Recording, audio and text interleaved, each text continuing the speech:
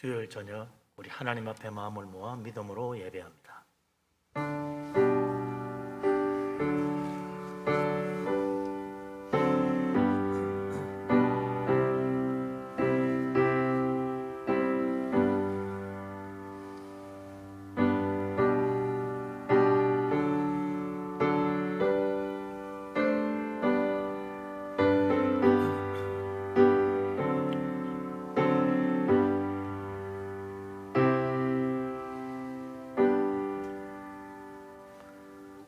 베들레헴 에브라다야, 너는 유다 족속 중에 작을지라도 이스라엘을 다스릴 자가 네게서 내게로 나올 것이라. 그의 근본은 상구의 영원에 있느니라. 아멘. 전능하신 하나님, 온 세상 구원하시려고 하나님의 독생자의 땅에 보내신 축복된 성탄절이 다가옵니다. 오늘 이 시간 또 주님 앞에 나와 예배하며 하나님 은혜 구합니다. 우리 모두에게 성령의 크신 은혜로 감동하여 주시고 우리가 다 영으로 진리로 예배하며 살아계시는 하나님 만나비 없는 복된 예배가 되게 하여 주옵소서. 예수 그리스도 이름으로 기도합니다. 아멘. 찬송가 95장을 찬양합니다.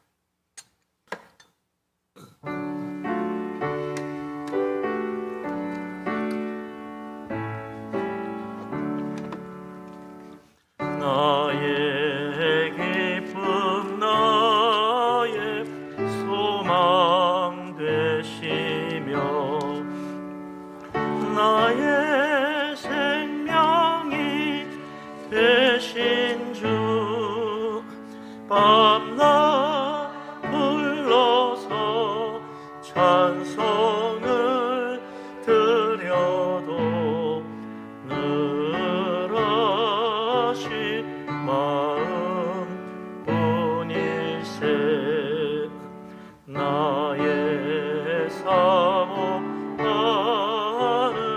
선한 목자는 어느 꽃다운 동산에 양의 무리와 늘 함께 가셔서 기쁨을 함께 하실까.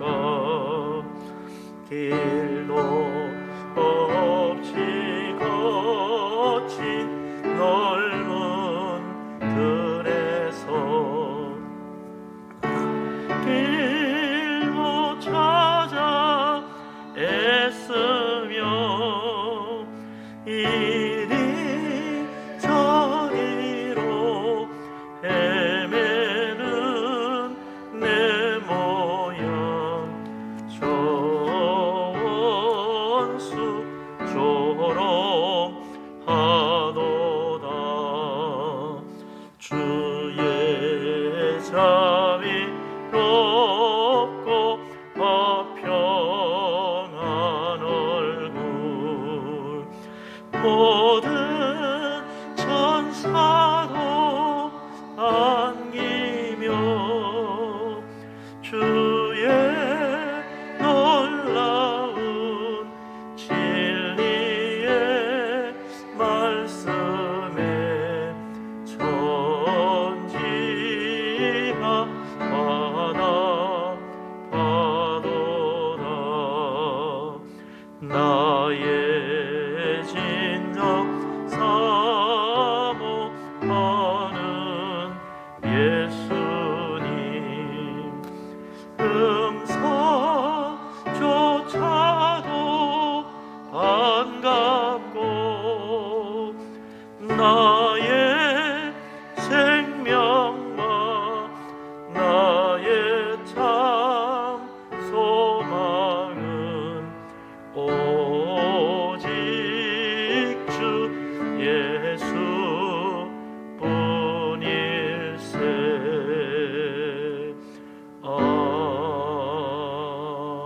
아멘. 헌영 권사님 기도합니다.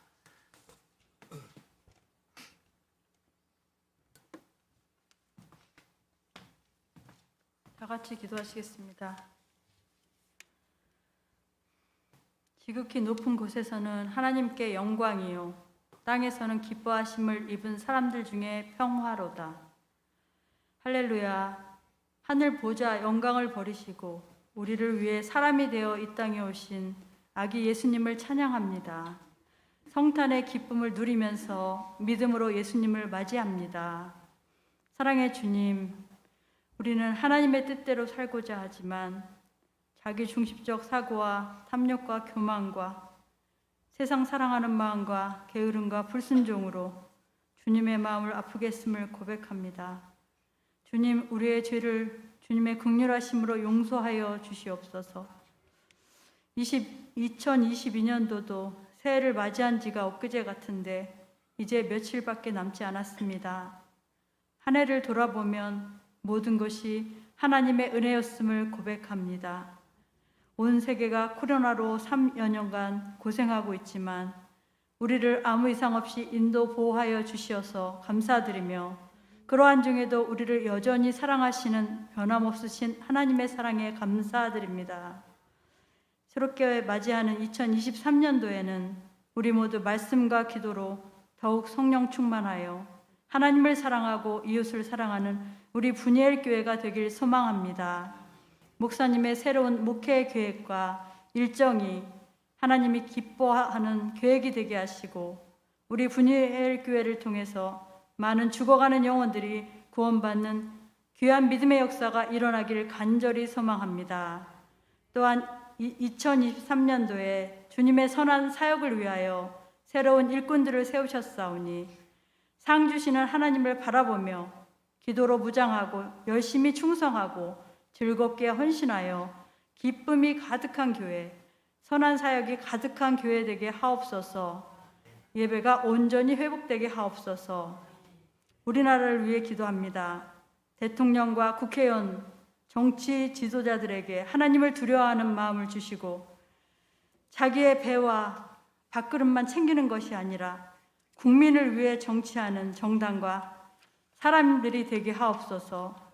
또한 정의와 공의가 바로서게 하시며 경제 불황으로 인한 청년 취업률 저하와 저출산 고령화로 인한 사회적 문제, 정치, 경제, 안보, 노동, 문화 등도 협치를 통해 지혜롭게 잘 처리할 수 있도록 하시며 하나님께서 친히 간섭하여 주셔서 주님 뜻대로 이루어지게 하시고 주님으로 인한 복으로 이 땅을 통해 복음을 수출하는 나라가 되게 하옵소서. 아멘. 이제 말씀을 듣겠습니다. 말씀을 통하여 하나님을 만남으로 거룩해지게 하시옵고 우리의 상한 심령이 치유되고 하나님을 통한 믿음의 결단이 있게 하시오며 전하는 자나 듣는 자 모두 은혜 받게 하시옵고 성탄의 기쁨을 이웃과 함께 나눈 우리가 되게 하옵소서. 감사드리며 이 모든 말씀을 우리를 죄에서 구원해 주신 사랑 많으신 예수님의 이름으로 기도합니다. 아멘.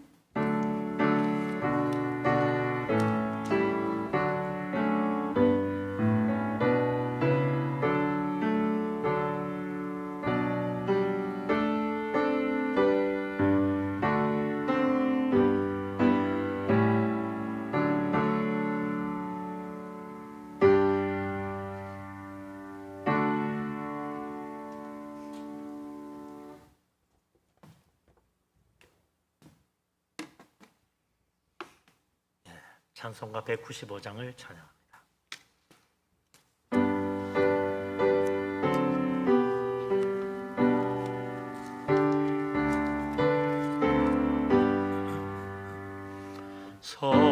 성령이여 우리 찬송 부를 때 진심으로 찬양하게 하소서. 성령이여 우리 기도 드릴 때 우리 곁에 계셔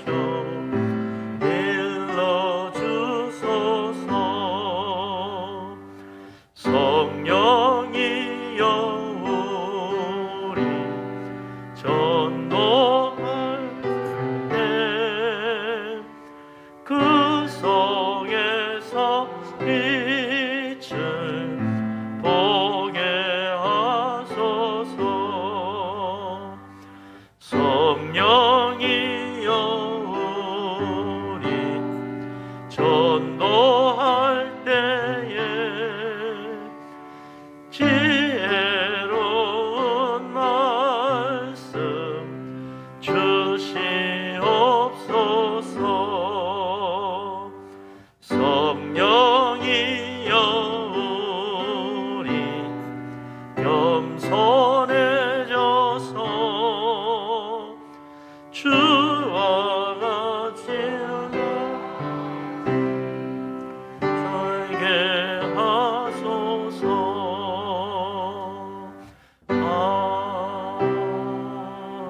아멘. 할렐루야. 아멘. 하나님 말씀 보겠습니다. 누가복음 1장. 누가복음 1장입니다.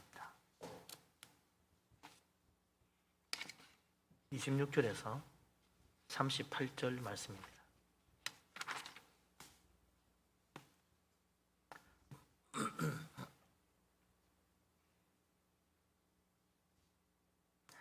다 같이 한 목소리로 누가복음 1장 26절에서 38절 말씀을 받들어 읽겠습니다.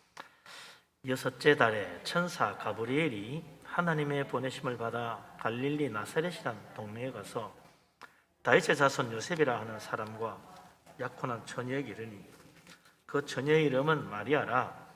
그에게 들어가 이르되 은혜를 받은 자여 평안할지어다. 주께서 너와 함께 하시도다 하니 처녀가 그 말을 듣고 놀라 이런 인사가 어찌함인가 생각하며 천사가 이르되 마리아여 무서워하지 말라. 내가 하나님께 은혜를 입었느니라. 보라 내가 잉태하여 아들을 낳으리니 그 이름을 예수라 하라.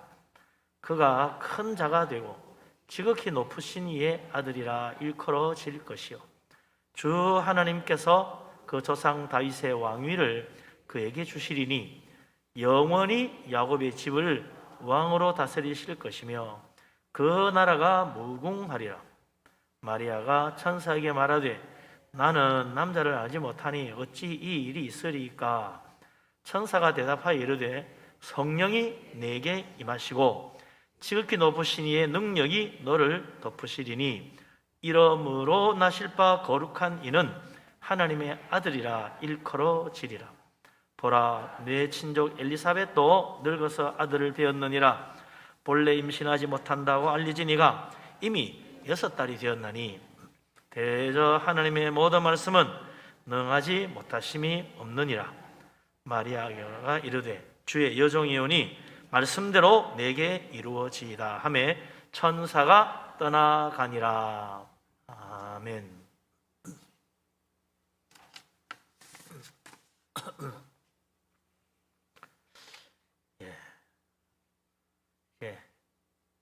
성탄절이 얼마 남았지요?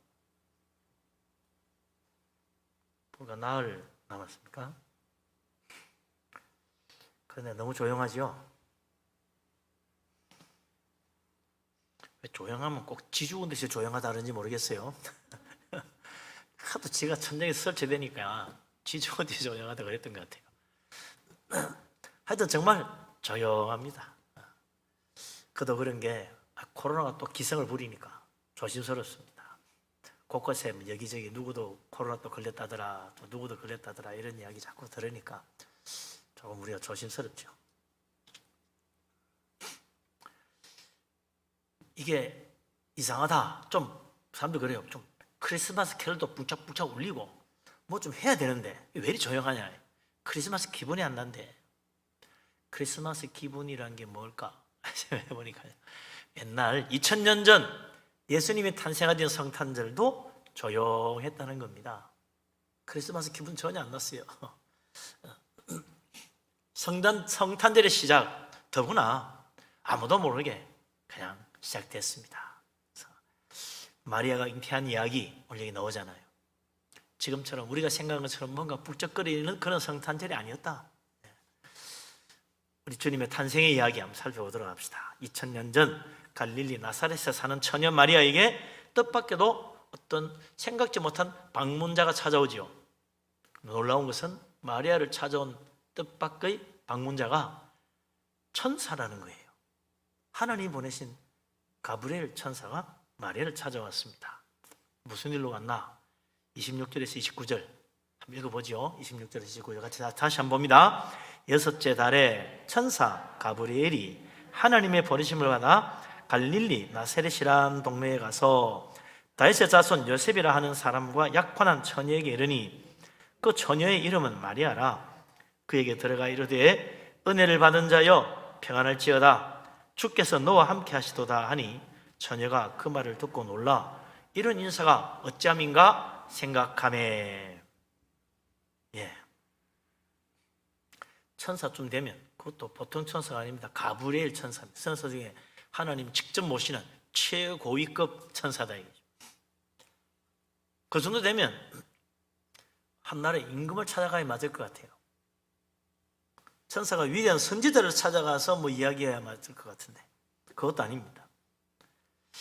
적어도 하나님 일을 크게 하는 훌륭한 주의 종을 찾아가서 말을 해야 될 것 같은데 그것도 아닙니다. 천사 가브리엘이 찾아간 사람은 갈릴리 나사렛이라는 시골 촌동네에 사는 아무도 모르는, 아무런 지위도 없는 아직 어린 처녀 마리아를 찾아간 거죠. 그리고 천사가 마리아에게 인사를 합니다. 평강을 기원합니다. 마리아야, 평안할지어다.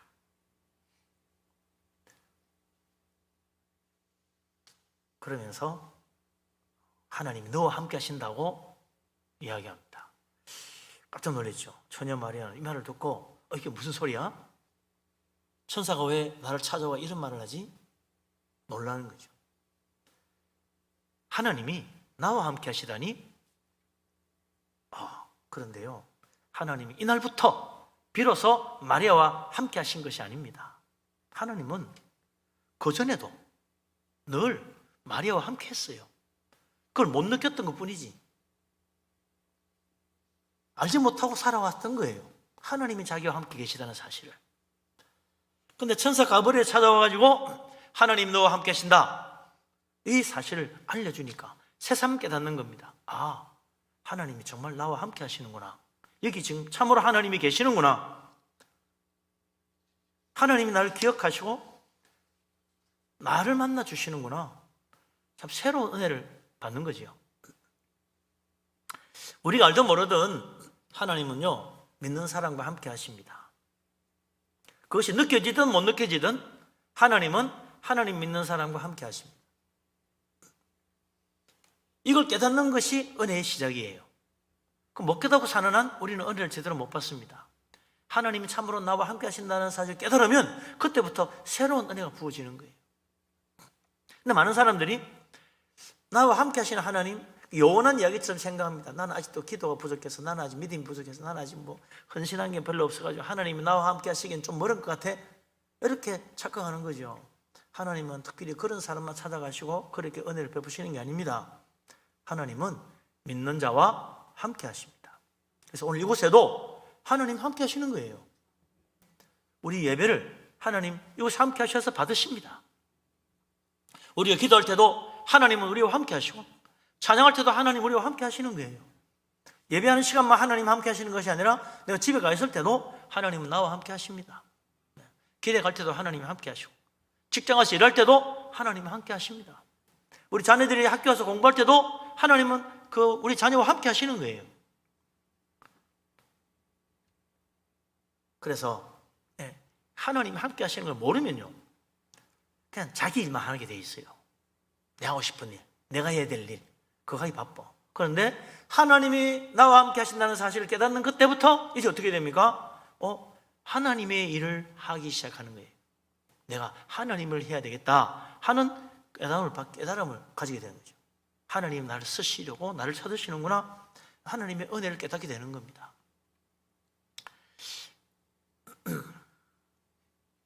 우리가 생각하는 것하고 하나님 생각은 좀 다른 게 많죠. 사람은 무슨 일을 하려면 어떤 사람을 찾습니까? 능력 있는 사람 찾지요. 이 사람한테 일 맡기면 잘할 것 같다. 실력 있는 사람. 또 누가 봐도 인정받을 만한 그런 능력을 가진 사람, 그런 사람을 찾아서 일을 맡깁니다. 근데 하나님은 달라요. 애굽의 노예로 학대받았던 이스라엘 자손들 구해내는데 우리 생각에 어떤 사람이 필요할 것 같습니까? 적어도 애굽의 바로 왕과 상대하여 애국 군대를 물리치고 이스라엘 자손 구해내야 될 거 아니에요. 그러니 아마 내가 하나님이라면 바벨론 왕에게 찾아가가지고 내 백성 이스라엘 자손들이 지금 애굽에서 노예가 되어 고생하니까 너가 좀 가서 너라면 할 수 있을 거야. 바벨론의 그 막강한 군대를 끌고 가서 내가 너와 함께 할 테니 가서 애굽의 군대를 격파하고 내 백성을 구해내라. 이래 부탁해야 맞을 것 같아요. 안 그래요? 누가 감히 애굽 제국과 싸운다는 겁니까? 그런데 하나님은 누구를 찾아갑니까?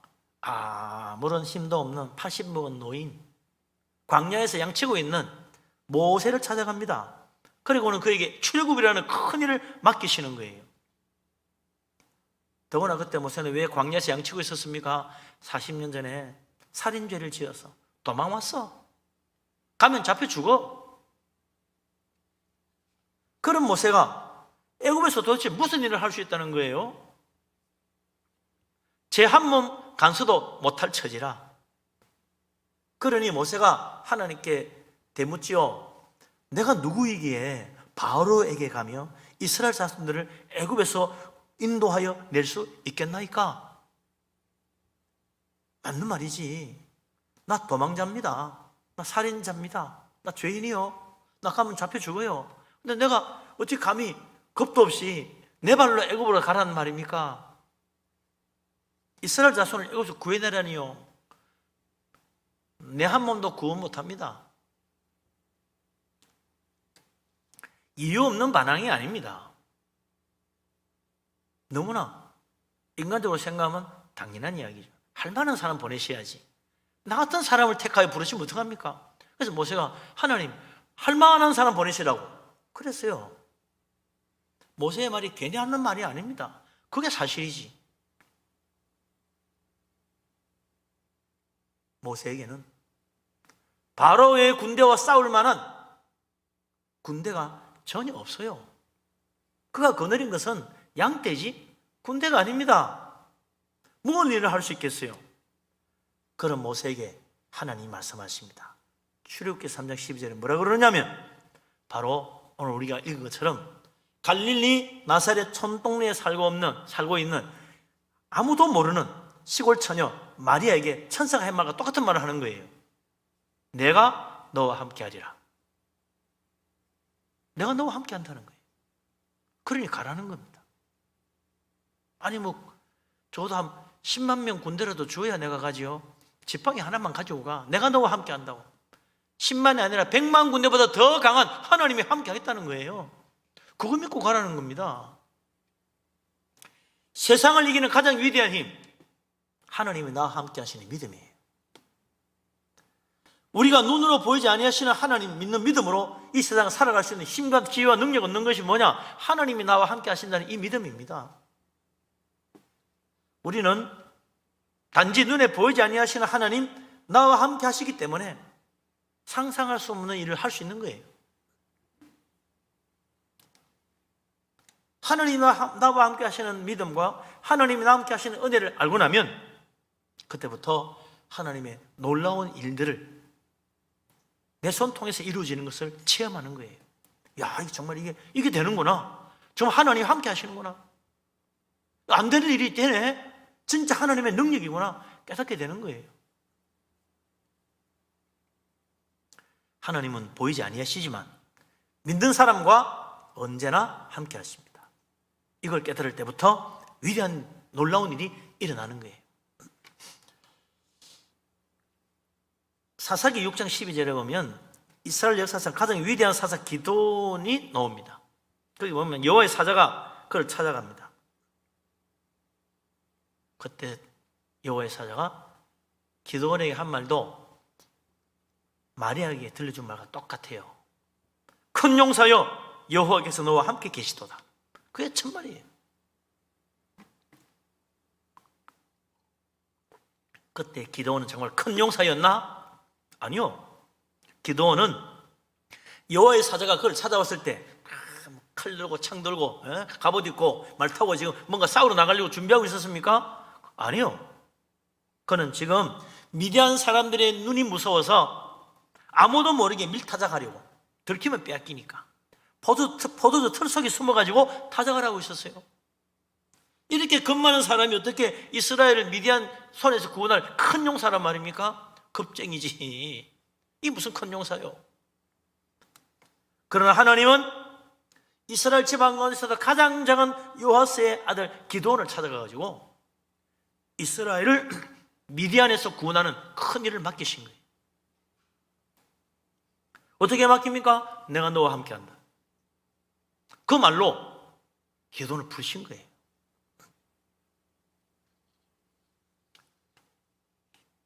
이제 하나님께서는 온 세상을 구원할 예수 그리스도를 잉태하여 낳을 사람으로 시골 처녀 마리아를 찾아온 거예요. 그리고 그녀에게 말합니다. 하나님이 너와 함께 하시도다. 그걸로 충분하다는 거죠. 이보다 더 큰 은혜가 없고 이보다 더 큰 축복이 없습니다. 이보다 더 큰 능력이 없어요. 하나님은 오늘 우리와도 함께 하십니다. 그래서 우리 하나님의 놀라운 은혜와 축복과 능력으로 붙들어 주십니다. 내가 너와 함께 하니까 두려워하지 말라 말합니다. 염려하지도 말라고 말합니다. 하나님이 나와 함께 하시는 이 놀라운 은혜를 깨닫고 믿음으로 나가면 어떤 문제라도 이겨낼 수 있고 무슨 일이 일어나는지 못할 일이 없다는 거예요. 예수님께서는 그랬잖아요. 나와 함께 하시는 하나님 믿고 나가면 산도 옮기는 기도의 능력이 나타난다. 나와 함께 하시는 하나님 믿고 나가면 너희가 못할 일이 없을 것이다. 주님이 약속하셨어요. 이제도 나와 함께 하시는 하나님 믿고 나가는 믿음의 사람 될 수 있기를 바랍니다. 우리 인생 가운데 놀라운 일이 일어날 줄로 믿습니다. 이런 천사의 말을 듣고 마리아가 이게 도대체 무슨 일인가 하고 생각하죠. 그래서 왜 이런 인사를 하고 이런 말을 하지? 생각했다 그랬어요. 도대체 이게 무슨 일인지 상황 파악이 잘 안 되는 거죠. 그때 천사가 마리아에게 이제 좀 더 구체적으로 말해줍니다. 30절에서 33절 같이 한번 읽어보십시다. 하나님의 계획, 마리아를 찾아온 하나님의 놀라운 계획, 하나님이 함께 하시는 이유. 30절에서 33절입니다. 같이 읽습니다. 천사가 이르되 마리아여 무서워하지 말라. 네가 하나님께 은혜를 입었느니라. 보라, 네가 잉태하여 아들을 낳으리니 그 이름을 예수라 하라. 그가 큰 자가 되고 지극히 높으신 이의 아들이라 일컬어질 것이요 주 하나님께서 그 조상 다윗의 왕위를 그에게 주시리니 영원히 야곱의 집을 왕으로 다스리실 것이며 그 나라가 무궁하리라. 아멘.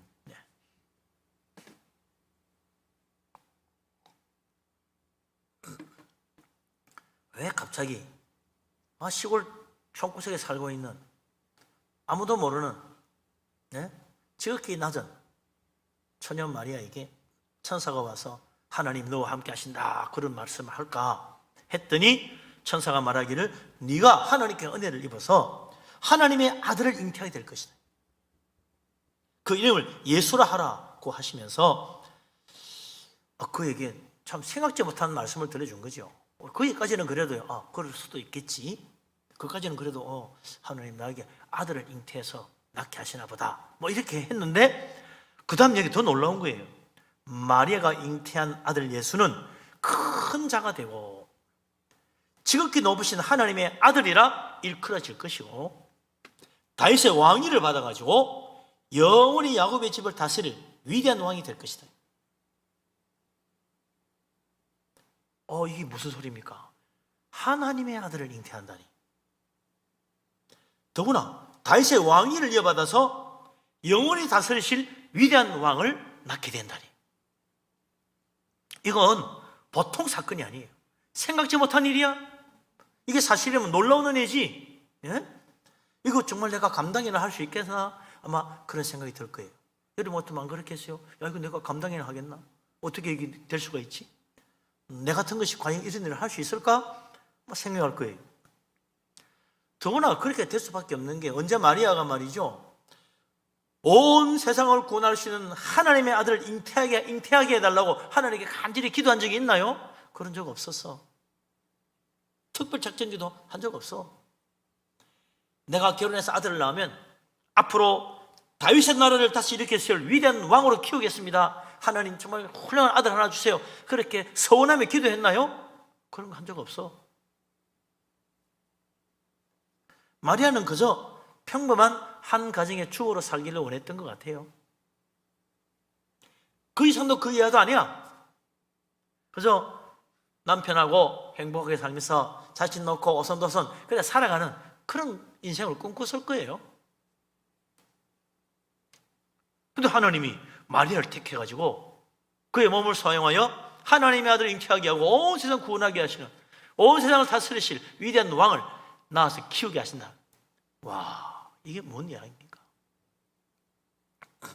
평소에 늘 그렇게 기도하고 서원했다면 할렐루야 하면 드디어 응답받았다고 기뻐하겠지요. 그게 아니잖아요.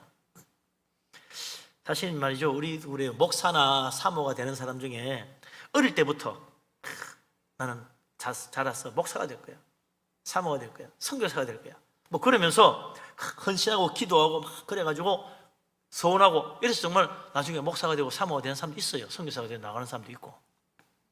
그러나 전혀 그런 생각도 없었는데 목사가 되었다고 서운한 것도 없고 기도한 적도 없고, 아니 사모가 되었다고 서운한 적도 없고 기도한 적도 없는데 어느 날 갑자기 하나님이 나를 부르시는 거야. 예? 하나님이 일을 하라고. 그래가 목사 된 사람도 많아요. 저도 뭐 어릴 때 뭐 목사 된 사람 꿈도 안 꿔서 대학 갈 때까지도 목사 생각도 못 했어요. 하나님은 같이 부르시니까 목사가 된 거죠. 참 사람은요, 자기 인생의 계획, 자기 마음대로 되는 게 아닙니다. 아니에요. 마리아가 하나님의 아들 예수 그리스도를 잉태하게 된 것, 마리아의 소원도 아니고 기도 제목도 아니에요. 전적으로 하나님의 계획이요, 하나님의 은혜요, 하나님의 뜻입니다. 우리가 다시 한번 생각해 봐야 돼요. 하나님은 내가 계획하는 일, 내가 생각하고 내가 목표로 하는 일에 복을 주셔가지고 그게 잘 되게 만들어 주시고 형통하게 해주기도 하십니다. 그러나 때로는 하나님께서 내 생각과 전혀 다른, 내가 하려고 하는 계획이나 일이 아닌 전혀 다른 길로 나를 이끌어 가기도 하세요. 사도 베드로가 예수님 제자가 됐잖아요. 온 세상을 구원하는 복음사에게 쓰임받는 사도가 되었습니다. 근데 사도 베드로가 어릴 때부터 그렇게 서운하고 기도했냐? 그런 것 같지 않아. 그는 갈릴리 바다에서 고기잡이로 살았던 사람. 그래서 오늘도 고기나 많이 잡게 해주세요. 그렇게 기도하면서 하루를 시작하고, 또 하나님 오늘 이렇게 고기 잡아서 감사합니다 하고, 예? 그렇게 하고 손 들고 또 집에 들어가 자던 사람이요. 고기잡이 잘하는 게 그게 꿈이었지. 뭐 언제 사람들 전도하러 다니는 거 생각이나 했나. 단 하나, 모든 유대인들과 똑같이 한 가지 소원이 있는데, 내 살아갈 행년에 하나님 메시아를 보내주셔가지고 저 로마의 압제에서 우리를 해방시켜 주십시오. 그거 하나는 그저 다른 유대인과 똑같이 사도 베드로도 그런 마음을 가지고 있었던 거지. 그런데 어느 날 예수님이 고기 잡고 있는 베드로를 찾아오셨습니다. 그리고 그를 부르셨어요. 나를 따라오라. 내가 너로 사람을 낚는 어부가 되게 하리라. 이 말씀을 듣고 고기 낚는 어부였던 베드로, 사람 낚는 어부로 부르시는 주님 앞에 모든 걸 버리고 따라갔다고 그랬잖아요. 그래서 사도가 됐어요. 베드로가 본래 생각했던 계획이 아니었던 것 같아. 그런데 이렇게 부르심 받아서 베드로가 모든 걸 버리고 주님을 따라갔는데 막상 해보니 이게 본래 처음부터 준비했던 것도 아니고 마음에 단단히 마음먹었던 것도 아니요. 그러니 잘 안 맞지. 뭔가 자꾸 엉뚱한 소리, 엉뚱한 짓 하고 말이죠. 덤벙대기도 하고 실수도 많아. 그러더니 결국은 예수님이 붙잡혀서 공에서 재판을 받을 때 멀찍이 따라갔다가 구경하는 중에 사람들이 와가지고 이거 너 예수 따라다니는 사람인데 예수와 같은 일당이라고 이렇게들 이야기하니까 무슨 난 모른다고 3번이나 부인했잖아요. 그리고 또 빠져나와가지고는 자기의 비굴한 모습을 뒤늦게 깨닫고 막 통곡하며 울었어요. 내가 이런 인간밖에 안 되는구나. 그렇게 참 부끄러운 자기 모습을 가지고 이제 참 어떻게 참 내가 남 앞에 가서 큰 소리 칠까. 근데 예수님이 십자가 죽으시고 살면 다시 살아나셔가지고 베드로를, 사도들 찾아왔어요. 베드로 제자들은 주님 뵙기도 미안하고 갈릴리 바닷가로 가서 다시 이전처럼 고기 잡기 시작했어요. 그런데 예수님이 나타났습니다. 그들을 부르셨어요. 이런저런 이야기를 하다가 베드로에게 말씀하십니다.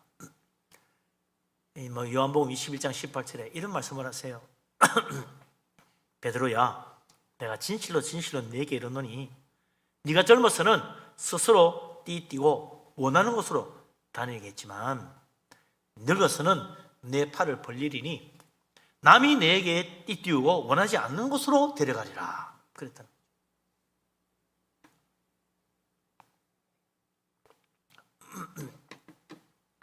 많은 사람들이 그래요. 이 말씀은 베드로가 앞으로 순교할 것을 말씀하신 것이다, 그렇게 많이 해석을 하죠.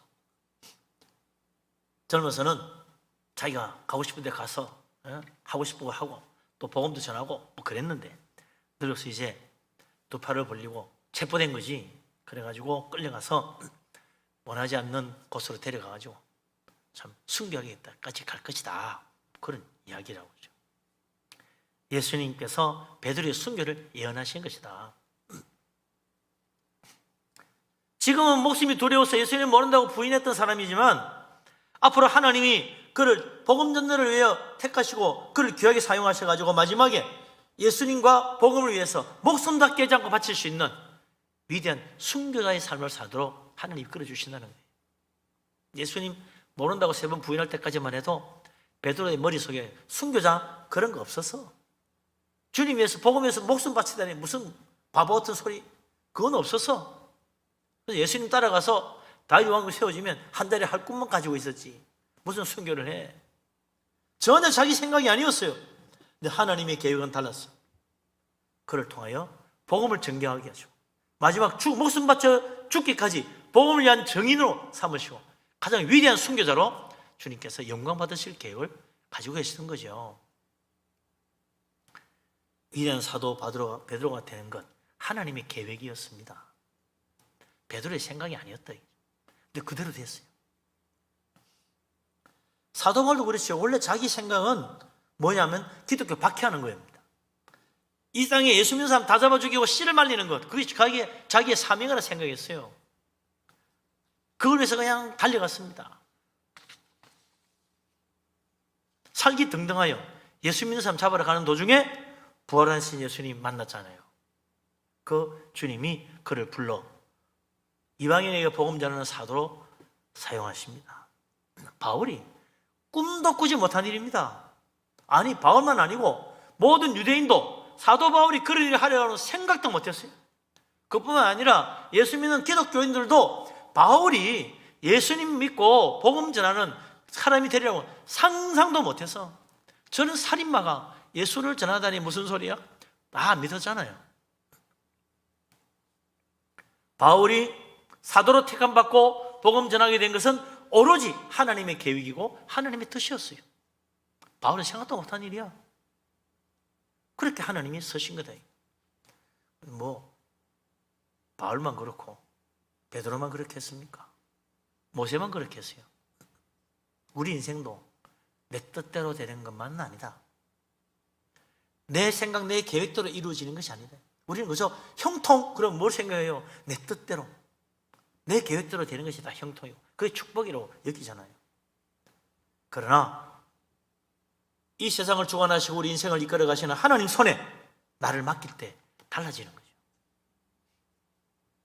정말 내 일과 내 계획을 하나님 손에 맡겨서 형통한 것을 볼 수도 있지만 때로는 하나님이 내가 생각지 못한 그런 일로 나를 이끌어 가기도 하신다. 그리고 우리가 생각해 보면요, 야, 나도 옛날에는 교회 생각도 안 했는데 예수 믿고 신앙생활하고 교회 다니고 있네. 그런 사람 많아. 예? 그뿐입니까? 나 교회 가서 예배나 드리고 그러려고 생각했는데 교회 가다 보니까 내가 열심히 교회 봉사하는 사람이 돼 있네. 그럴 수도 있지. 하나님이 다 그렇게 쓰시는 거예요. 예? 하나님의 계획대로 가는 거지. 하나님 나라 위하여 선교사가 내가 저 멀리 외국까지 가게 될 줄 생각도 못한 사람 많아. 근데 오늘 하나님이 자기를 부르시는 거예요. 그렇게 되는 거지. 그래서 우리 인생은 하나님 손에 의지해야 됩니다. 내 뜻대로 된다고 다 좋은 게 아니다. 하나님 손에 맡길 때 더 위대하게 쓰임받을 수 있습니다. 내 생각보다 훨씬 멋진 인생을 만들어주는 것이 하나님의 계획이다. 우리 하나님은 정말 우리를 붙들어서 영광스럽게 만들기를 원하십니다. 영광이 하나님이시니까 우리 하나님 바라보고 주님 의지하고 정말 하나님께 나를 드려서 주님의 뜻대로 나를 사용하시고 주님의 계획 가운데 쓰임받아서 우리 하나님 영광 돌릴 수 있는 축복된 인생 되시기를 주의 이름으로 축원합니다. 아멘. 예. 자, 그렇게 우리가 믿음으로 헌신하고 주님 섬긴다고 하는데 주님 뜻대로 살려고 할 때 진짜 이해 안 되는 게 뭐냐? 하나님의 방법이에요. 하나님의 방법. 하나님 일하는 방법이 우리하고 너무 달라. 하나님도 그랬잖아요. 내 길은 너의 길과 다르다. 하늘이 땅보다 높은 것이 내 길은 너의 길과 다르니라 그랬어요. 너무 다른 거지. 그래서 우리가 때때로 당황합니다. 이거 내가 생각하고 다른데 어떻게 이게 되나? 이런 생각이 들 때가 있죠. 하나님의 아들을 잉태하게 되리라는 천사의 말들은 마리아도 마찬가지입니다.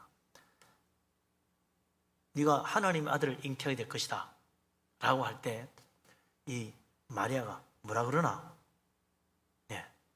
34절에서 37절까지 한번 읽어봅시다. 34절에서 37절 같이 한번 읽겠습니다. 마리아가 천사에게 말하되 나는 남자를 알지 못하니 어찌 이 일이 있으리까? 천사가 대답하여 이르시되 성령이 내게 임하시고 지극히 높으신 이의 능력이 너를 덮으시리니 이름으로 나실 바 거룩한 이는 하나님의 아들이라 일컬어지리라. 보라, 내 친족 엘리사벳도 늙어서 아들을 배었느니라. 본래 임신하지 못한다고 알려진 이가 이미 6달이 되었나니 대저 하나님의 모든 말씀은 능하지 못하심이 없느니라. 아멘. 네가 하나님의 아들, 지극히 높으신 이의 아들을 잉태하게 된다. 그 할 때 마리아가 뭐라고 말해요? 나는 남자를 알지 못하니 어찌 이런 일이 있겠습니까? 무슨 이야기예요? 마리아는 아직 정식 결혼 안 했어. 남자 몰라. 그러니 아들을 잉태하려면 아직 멀었다는 거지. 응? 지금 당장 잉태하는 것이 말하면 안 됩니다. 결혼하고 나면 그때 가서 봅시다. 뭐 이런 이야기예요. 그런데 애를 낳을 거 아니야. 결혼 안 한 여자 보고 애 낳을 거라고 하면 어떡해. 아유, 나는 아직 남자 모르는데 결혼 안 했습니다. 그러니 어떻게 애를 낳을 수 있습니까? 좀 기다리셔야 됩니다. 결혼하고 그때 보지요. 그래 애를 놓으니까. 근데 지금 당장 잉태한 것처럼 말씀하니까 그건 아니지요. 그런 이야기지. 그 천사가 뭐라고 그래요?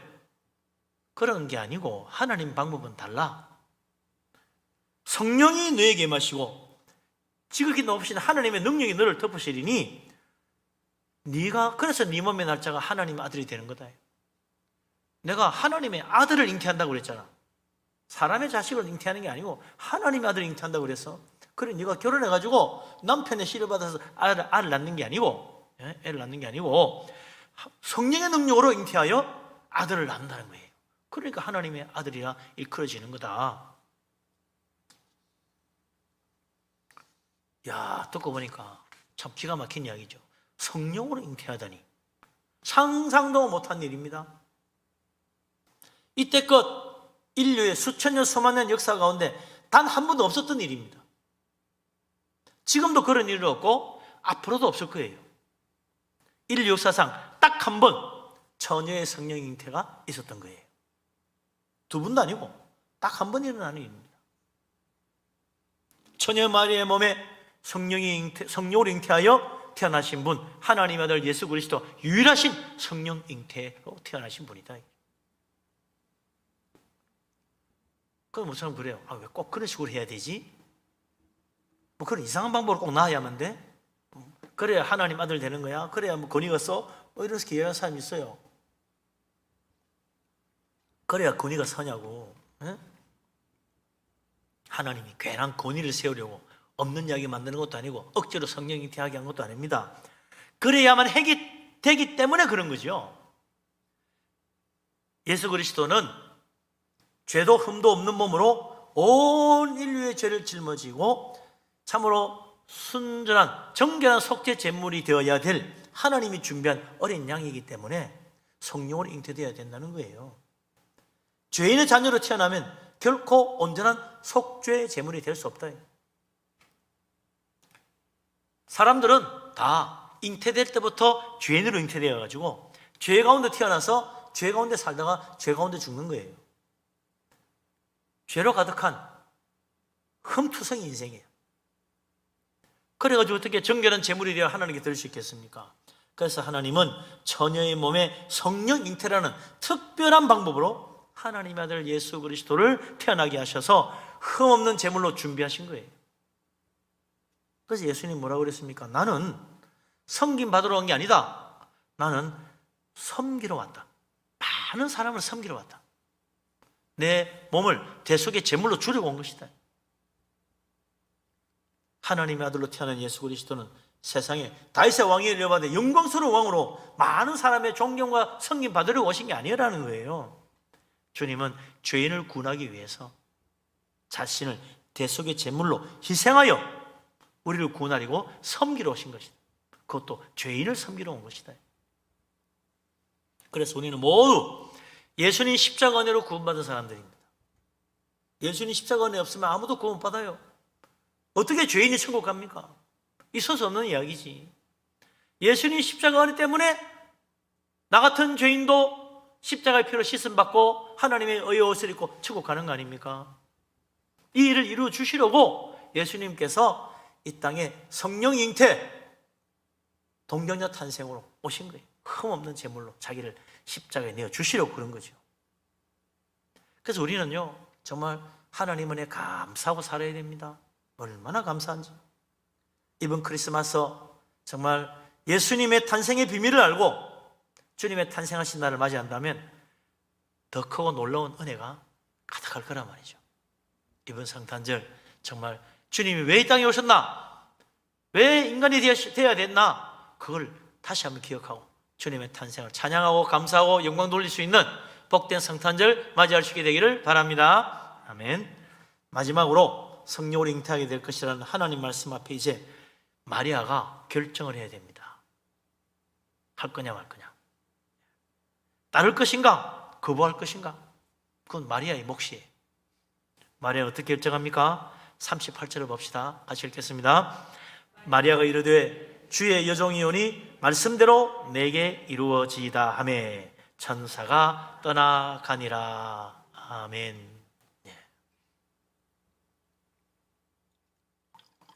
성령 잉태라는 듣도 보도 못한 놀라운 일, 마리아는 순종하기로 결정합니다. 그리하여 정말 온 세상을 죄에서 구원하시는 예수 그리스도께서 마리아의 몸에 잉태되어 탄생하게 된 거죠. 시골 처녀, 아무도 모르는 마리아, 한 여자의 순종이 하나님의 가장 위대한 구원 일을 이루게 하신 거죠. 만약 마리아가 순종하지 않았다면 하나님의 계획이 뒤틀리는 겁니다. 또 새롭게 또 가야지 뭐. 예? 온 세상 만민이 구원받는 놀라운 하나님의 일, 한 여자의 어린 소녀의 순종으로 이루어진 것이다. 말씀대로 이루어지기를 원합니다. 그 말 한마디에 다 되는 거예요. 우리가 다른 거 아닙니다. 하나님을 하려는 사람은 다른 거 없어요. 하나님 저는 능력이 부족했어, 하나님 저는 믿음이 부족했어, 뭐 등등 그런 이야기할 거 없어요. 그냥 아버지의 뜻대로 되기를 원합니다. 그럼 돼요. 그럼 뭐 하나님 역사하시는 거예요. 언제 하나님 내 능력 보고 나를 택한 거 아니야. 하나님 은혜로 나와 함께 하셔서 하나님이 이루게 하시는 거지. 순종이 귀하다. 하나님은 어제나 오늘이나 앞으로도 순종하는 사람 사용하십니다. 순종 안 하는 사람은 못 써요. 그 순종은 때로 기쁨과 감격도 있지만 때로는 고난도 있고 때로는 참 박해도 있고 때로는 정말 상처를 받기도 하고 때로는 고통의 십자가를 지고 가야 될 일도 있을 수 있어요. 그러나 하나님은 하나님 일 하는데 세상적으로 능력 있는 사람, 세상적으로 뛰어난 사람, 세상적으로 정말 천재적인 재능을 가진 인재들, 크게 성공한 사람, 그런 사람 사용하는 게 아닙니다. 하나님은 그 사람이 뭐 성공했든 뛰어난 천재든 능력이 있든 없든 순종을 할 때 사용합니다. 아무리 작고 미천한 인생이라도 하나님 부르심에 순종하면 하나님이 그를 사용하시는데, 만약 낮은 자라면 높여서 사용하시고 작은 자라면 크게 하여 사용하시고 보잘것 없는 사람은 영광스럽게 만들어서 사용하시고, 힘이 없다면 강하게 붙들어 주셔서 사용하십니다. 지혜가 없으면 지혜를 주셔서 하나님 일 하게 하세요. 그래서 하나님이 시킬 때 하는 답변이 뭐예요? 내가 너와 함께 한다. 성령이 너와 함께 할 것이다. 성령의 은혜를 기다리고 성령의 은혜를 받아들이면 하나님이 너를 놀랍게 사용하시고 하나님 일을 할 수 있게 된다. 그래서 하나님 일 하는 건요, 내 능력이 아닙니다. 성령의 능력이에요. 하나님께 쓰임 받는 사람은 재주 좋은 사람이 아닙니다. 성령의 사람, 순종의 사람입니다. 예나 지금이나 다 똑같아요. 하나님은 순종한 사람 붙들어 주시고, 순종한 사람 기뻐하시고, 순종한 사람 통해서 하나님 일하시고 열매 맺게 하십니다. 우리가 말씀의 축복도 순종할 때 받게 돼 있습니다. 그래서 들어와도 복 받고 나가도 복 받는 사람은 어떤 사람이에요? 말씀대로 사는 사람이라. 하나님 말씀 순종하는 사람, 그 사람은 들어와도 복 받고 나가도 복 받아요. 그러나 말씀 순종하지 않으면 거꾸로 된다고. 들어와도 저주받고 나가도 저주받아. 성령의 감동하심을 따라 순종하는 사람, 하나님 그 사람 기뻐하십니다. 마리아가 그렇게 참 위대하게 쓰임받은 것처럼 우리도 성령의 감동하심 따라 하나님께 순종해서 하나님 일에 귀하게 쓰임받고 많은 열매를 맺고 주님께 영광 돌리고 하늘의 영광의 멸류관 받을 수 있는 우리 모두가 될 수 있기를 주의 이름으로 축원합니다. 아멘. 기도합니다. 전능하신 하나님, 우리를 사랑하시는 하나님 감사합니다. 다 같은 죄인을 구원하시려고 독생자를 보내시고 하나님의 특별하신 섭리와 손길 가운데 이 땅에 흠없는 예수님 보내주셔서 십자가의 은혜로 구원하시니 진실로 감사합니다. 오늘 이를 위하여 쓰임받은 마리아의 믿음과 순종을 보았습니다. 하나님, 우리도 참으로 하나님 함께 하시는 사실을 깨닫고 성령의 감동하심을 따라 아버지 말씀에 순종하여 주님께 쓰임받고 하나님을 감당하는 주의 충성된 종들이 다 되게 하여 주옵소서. 하나님 기쁘시게 하는 자 되게 하여 주옵소서. 이번 성탄절에 참으로 예수 그리스도의 탄생과 마리아의 순종과 헌신을 다시 한번 깨닫고 우리 주님께 쓰임받는 우리들 될 수 있도록 성령께서 축복하여 주옵소서. 예수 그리스도 이름으로 기도합니다. 아멘. 찬송가 112장 찬양합니다.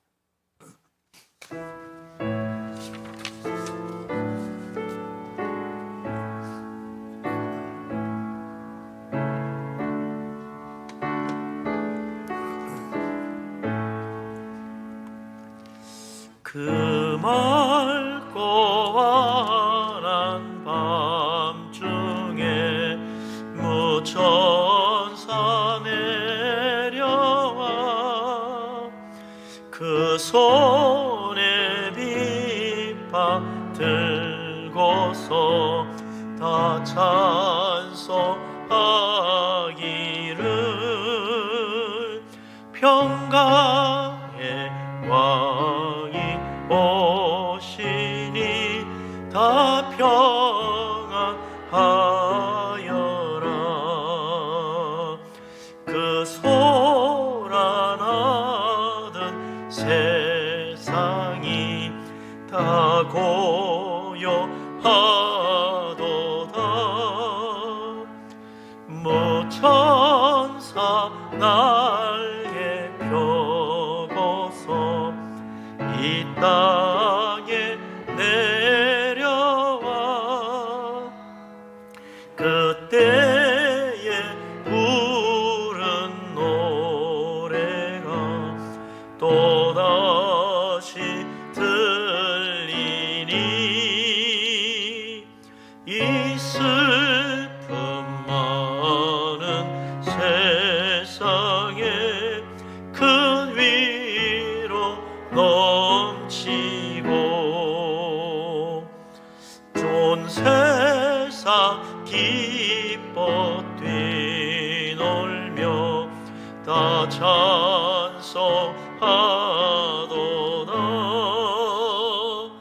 이 괴로움 많은 세상에 짐지고 가는 자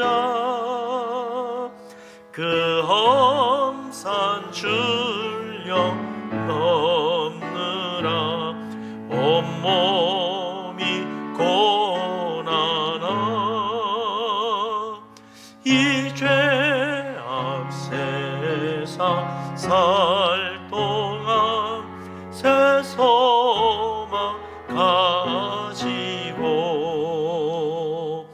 저 천사 깊은 찬송을 들으며 쉬어라 예선지 예언 응하여 베들레헴 성에 주 예수 탄생하시니 온 세상 구주라 저 천사 기쁜 노래를 또다시 부르니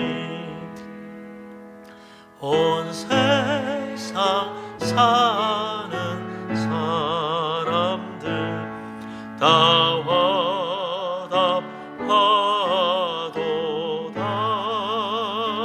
화답하도다. 할렐루야. 아멘. 예, 기도 시간입니다. 성탄절 위해서 기도해야 되겠죠. 성탄절 참 주님 탄생하신 복된 날인데 주님 앞에 먼저 감사하십니다. 우리를 구원하려 하늘 영광 부리고 이 땅에 오신 예수님, 우리를 섬기러 오신 예수님 너무나 감사합니다. 우리 감사하고 또 주님의 탄생의 깊은 소식 온 세상에 빛으로 오시고 생명을 오신 예수님 전해야 됩니다. 우리 주님 이 탄생의 깊은 소식 온 가족들, 이웃들, 친지들 다 전할 수 있도록 기도합시다. 그리고 이제 2022년 한 해가 마무리되어가는 이때 마무리 잘하고 마지막까지 주님 좋은 일이 맺도록 축복해달라고 기도하시고 2023년 새해는 주님과 함께 시작해서 복된 한 해 되도록 기도하십니다. 시간 다 같이 주님 앞에 한 목소리로 기도합니다. 자비하신 하나님, 전능하신 하나님, 우리를 사랑하신 하나님, 온 세상 구원하시려고 하나님의 독생자 예수 그리스도 이 땅에 보내시고 구원의 은혜 베푸시니 진실로 감사합니다. 동정녀 마리아의 몸에 성령의 잉태되어 태어나신 하나님의 아들 예수 그리스도 주님, 그 놀라신 은혜로 우리가 구원받고 영생 얻어 천국 백성된 것 감사합니다. 우리를 섬기시려고 오신 주님, 하늘 영광 부리고 낮고 낮은 곳으로 오신 예수님, 그 주님의 크신 사랑과 은혜를 감사합니다. 우리가 진정 주님의 은혜로 구원받고 십자가 축복으로 새롭게 되어 하늘나라 소망 가지게 되었으니 늘 주님을 찬양하며 섬기며 오직 주님께 감사하며 하나님 은혜 기억하고 우리 하나님만 따르는 섬기는 참으로 믿음의 사람 되게 하여 주옵소서. 아버지 하나님 또한 바라옵기는 예수 그리스도님 탄생하신 성탄절 오는 주일에 있습니다. 아버지 하나님 이 성탄절에 우리가 다 주님의 탄생을 기뻐하고 축복하며 감사하며 은혜 나누는 복된 성탄절 되게 하여 주옵소서. 아버지 하나님 이번 성탄절에 진정 우리가 주님의 이 기쁜 탄생의 소식을 온 세상에 전할 수 있기를 원합니다. 우리 가족도 우리 이웃도 우리 친지도 다 예수님 탄생을 증거하고 예수님 탄생을 기뻐할 수 있도록 축복하여 주옵소서. 성탄절날 온 가족 함께 교회에 나와 예배하며 성가대 칸타타와 또 오후에 교회 학교 발표회까지 은혜가 나누고 하나님 영광 누리는 귀한 시간 되게 하여 주옵소서. 아버지 하나님 진정 우리 주님의 구원의 은혜와 하나님 영광과 주님의 십자가 은혜와 주님의 평강이 넘치는 이번 성탄절 되게 하여 주옵소서. 특별히 지금 악한 질병이 떠돌고 있습니다. 코로나 질병으로 많은 사람들이 어려움을 겪고 있습니다. 하나님 돌봐주시고 주님의 치료의 손길 함께 하시며 우리를 지켜주시고 보호하시며 아무 이상 없도록 주님 보살펴 주시옵소서. 다 건강한 모습으로 다시 회복되어 만날 수 있도록 은혜 베풀어 주옵소서. 모든 영광 하나님께 돌립니다. 2023년 이제 22 새해를 맞이하는 우리들 올해는 이제 은혜 가운데 마무리 잘하고 23년 새해 주님의 축복으로 형통하며 복을 받으며 정말 범사가 잘 되는 복되는 한 해를 맞이할 수 있도록 하나님께서 축복하여 주옵소서. 우리 교회 새로운 역사로 쓰임받게 하시고 우리 교회 모든 성도님 가정마다 주님 축복하여 주옵소서. 감사합니다. 예수님 이름으로 기도합니다. 아멘. 교회 앞에 소식을 알립니다. 오는 주일 성탄절인데 감상금 봉투 넣어드렸으니까 기도하고 준비하셔서 성탄한금 하시기 바랍니다. 그리고 다시 말씀드립니다만 이번 주일은 성탄절과 겹쳤습니다. 그래서 성탄절 예배 1, 2부 연합으로 본당에서 하게 되겠습니다. 그때 성가대 또 1, 2부 연합 성가대 칸타타 발표회도 있습니다. 정말 온 가족, 온 이웃, 친구들 같이 와서 은혜 받는 그런 귀한 시간 되기를 바랍니다. 그리고 오후에는 교회학교 성탄절 발표회, 그동안 코로나 때문에 못했는데 이번에 오랜만에 하게 됩니다. 우리 아이들을 격려해주고 또 기도해주는 마음으로 함께 동참해 주시기 바랍니다. 나머지 주보를 보시고 참고하시고 협조 부탁드립니다. 이제 서로 인사하고 축복하며 교제합니다. 반갑습니다. 사랑합니다. 축복합니다. 은혜 많이 받으시고 다 평안하시기 바랍니다. 우리 메리 크리스마스 한 번 더 합시다. 우리 메리 크리스마스, 성탄절 복 많이 받으십시오. 이제 일어나십니다. 영혼의 햇빛 예수님 찬양합니다.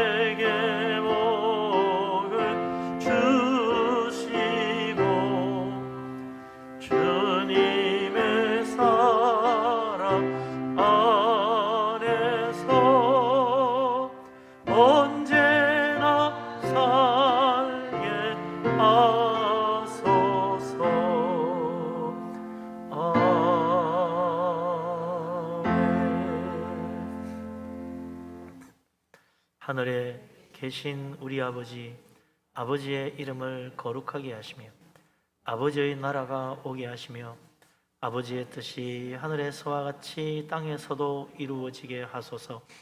오늘 우리에게 일용할 양식을 주시고 우리가 우리에게 잘못한 사람을 용서하여 준 것 같이 우리 죄를 용서하여 주시고 우리를 시험에 빠지지 않게 하시고 악에서 구하소서.